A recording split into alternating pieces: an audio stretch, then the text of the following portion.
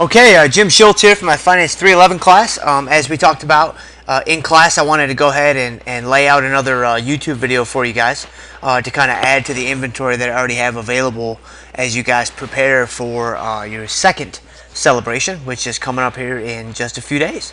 And so I wanted to go ahead and go through this last problem on the extra stock valuation set. So this is the Martin's Mills problem that you have on that extra set that I have for you guys on the website. So let's go ahead and get started. So the dividend yield on Martin's Mills is 3.6%. The company just paid a $1.80 dividend and plans to pay a $1.86 next year. So the first thing that you should recognize is that the company just paid a $1.80. That's D0. And it plans to pay a $1.86 next year. That's D1, which I have right here. The dividend growth rate is expected to remain constant at the current level. What is the required return? What is the required rate of return on this stock? Okay, so what you should, there's a couple different ways that you could actually go about this problem. Okay, as we saw in class when I work out the examples for you guys, you oftentimes see that there's more than one way to get to the right answer. And so this is only one possible solution. There are many alternatives if you wanted to go a different route for this problem. But when I looked at this problem, I recognized, all right, here's the easiest way to figure this guy out.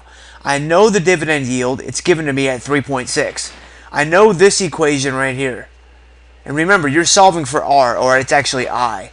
When I put these solutions up maybe a year ago, the variable that we were using at that time was R, but R and I within this context are exactly the same. They're just representing the required rate of return. I think we may have been using a different textbook, and so so we were using R at that time. But don't let this confuse you guys, right? The equation that we're using is I is equal to dy plus CGY. So since I know dy, if I could find CGY, then I can easily crank out the R or the I for our purposes. Well, we remember from class that G and CGY are the same if the growth rate is constant, which is true for this problem. So since I have D0 and I have D1, and you remember that, hey, this is the relationship between those two dividends.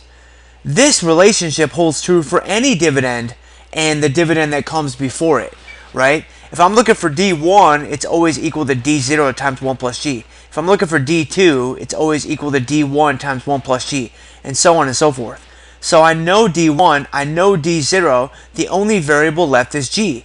So then you work out the algebra and you knock out G, which is 3.33%. So once you have that, the rest of the problem is very simple.